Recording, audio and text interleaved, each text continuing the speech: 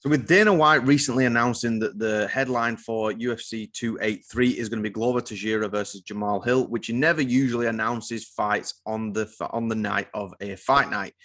We're just going to question, Dwayne, do you think Jamal Hill has done enough to warrant a title shot? Because obviously Dana's coming out of the Ankalaev and Blachowicz fight a little bitter, a little bored, and a little pissed off, to be honest.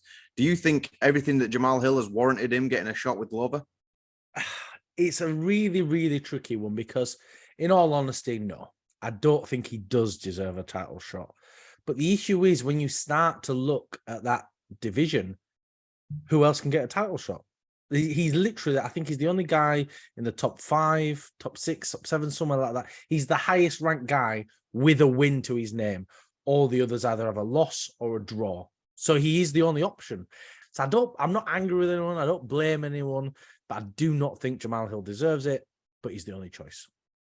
Yeah, I think whilst everyone else in the division is either tied up or injured or recovering, I'll just make this clear. I'm not mad about Jamal Hill getting the title shot. I actually think that, what he's done, he's been on a steamroll. He's finished his last 3 opponents. He finished Jimmy Crute last year. He's finished Johnny Walker.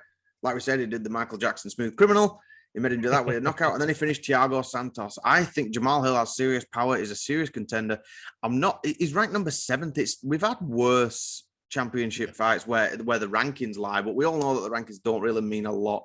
It just seems as if it almost seems like Dana was just being a little bitter in the sense of, right, well, we got a kind of boring fight. I didn't actually think Jan and Ankalaev was that boring, to be honest. I thought it was all right, But then it seems like he was a little bitter. I think because the new champion wasn't crowned. So he's like, you know what, I'm going to determine this.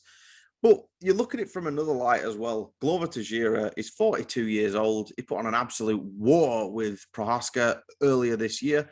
He does deserve a shot because, let's face it, he hasn't got too long left in his career. And he's proved that he can still hang with the top division and he deserves to be champion or at least have that opportunity. Yeah, 100%. That's such a good point because the issue is it's not just a case of does Hill deserve a title shot? It's a case of, well, what about Paul Glover? What does Glover do if Hill doesn't get a title shot? Well, he's got to wait around 6, 8, 9 months, depending on how long it takes for you to come back. He's ready for a fight. He's been in camp for one. He's good to go. And he's only got so many miles left on the clock, hasn't he? I don't know how old he is, 87, something like that. He's older than time, the poor guy. He's not Aragorn, Dwayne. But he's a lot older now. He's very, very close to retirement. Surely has he got a year in him? Maybe 2 at the most. So he needs to take as many chances as he can right now.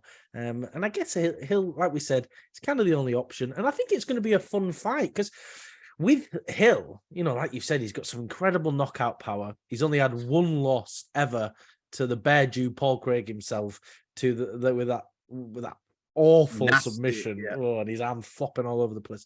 So Hill could cause some issues in those early rounds. But I think, I don't want to get too much into predictions, but I think Glover's probably got his number as the fight goes on. I mean, exactly like you said there, Glover seems to be tainted in recent years because he can't just have a fight without people bringing up retirement. I bet he gets sick of talking about it. But it is his thing, because of his age, but he's proved that he's still that good. I don't think he's really got serious plans about retiring. If he does, he hasn't really said anything in public about it. But imagine, Dwayne, if he does defeat Jamal Hill, becomes the 2-time light heavyweight champion, and then just rides off into the sunset, John Wayne style. I'd be quite happy with that. I would and I wouldn't. So you're saying if he wins at Rio, he retires? No, I'm not predicting that. I'm just saying if he did do that, I wouldn't be that mad about it. But if he did, then you've got that whole light heavyweight division again in complete limbo. I just can't even imagine how red Dana White would be. He'd be so angry. There'd be no Christmas cards getting sent to Glover's house from the White household, I don't think. And talking of undeserving championship fights, there's heavy rumors that Jorge Masvidal is going to be the one stepping in for the Leon Edwards fight if Kamaru Usman can't make it with his hand. The annoying thing is, though, Dwayne, these are all rumors, but whilst they are this heavy and this potent in the Twitter community, in every MMA source, let's discuss this. I think I already know the answer, but do you think Jorge Masvidal deserves this title shot? Definitely not. A 1000% no. He's coming off what? 3 losses. He's ranked 11th. He does not deserve a title shot at all. And the only reason that he would get a title shot is if Usman's out with hand surgeries. That's the possible rumors. But what? Because he assaulted Leon Edwards backstage once, he now gets a title shot. I hate the way the UFC reward people like that. Like, look at Conor throwing the dolly at the bus, and now you've got Masvidal doing this. It's just, you can't do these things and reward them. They should be punished for it. You shouldn't get a title shot out of it. If you just go punch someone in the head, you shouldn't be rewarded. I think it's absolutely ridiculous. But I'd watch the fight nonetheless. Okay, yeah, exactly. But when it dwells down into that territory of it literally is, that's when it becomes, it's like a little different, but it's relative. When Kevin Holland was talking about if Khamzat Chimaev goes up and fights Alex Pereira for the title in the middleweight division, when he isn't even ranked, he said, I'm retired. When he says, favoritism is favoritism. And you can tell that with Masvidal because he's a big draw. We discussed this as well. When he re-signed his contract, he was, what was it, the second or third highest paid in the UFC? Something like that, yeah. Why?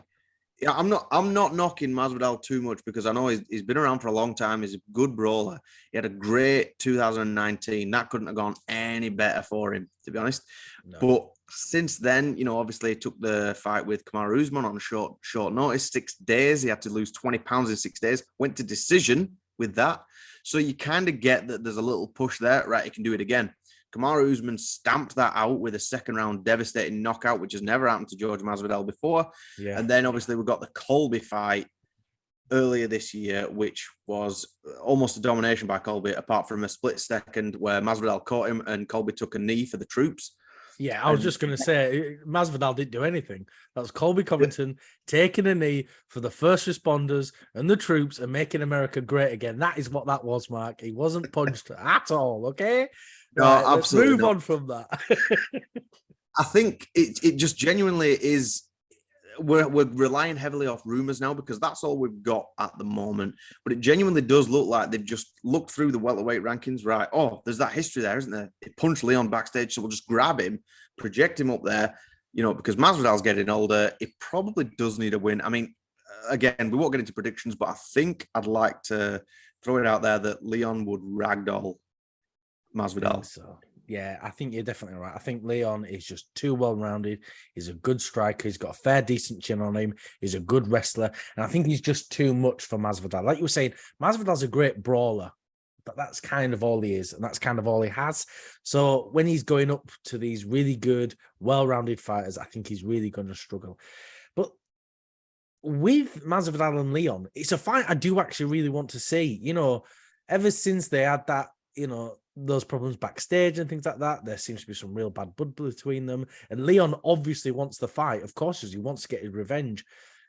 But for me, this is a fight you make if Leon loses to Kamaru Usman or Masvidal at least gets one win. Come on. I mean, I get it. He's got a big name. At least make him fight one other guy and then push him up. And, it just seems a bit unfair. Well, you remember all the back and forth apparently with him and Gilbert Burns. Gilbert Burns, from what I've seen, I might be missing something. Gilbert Burns was quite respectful, Jorge, if you want to fight, I'm here, brother. If not, let's not bother. And then Masvidal does that big promo, into his phone about saying he's a bitch, is this, that, and the other, like Masvidal does, and you're like, why? So that fight's just all of a sudden scrapped now then. Yeah. And, but title contention, you've lost 3 in a row. But here you go. Here's a title shot. It just doesn't make sense. I mean, you get even the biggest fan of Jorge Masvidal. I don't see how they could defend this decision if it is going through. No, 100%. There is no defense of it, is there? Masvidal does not deserve a title shot. It's a matter of fact. You cannot come off 3 losses, and it's so clear that if he does get this title shot, Dana does not care about these rankings at all. And I get it because we always complain, say with boxing, so if you're like, we don't get the fights we want to get because we've always got the mandatories. And I do like that the UFC has that balance of, right, let's put on the best fights, not necessarily the fights that are mandatory or ranked, because sometimes you can get some boring matchups. I understand that, but you've got to balance that perfectly. And I think this isn't a perfect balance. This is completely opposite way, and it should not be happening. But I do think that's all we've got time for. Thank you for watching. If you can like, comment, subscribe, it really does help us out.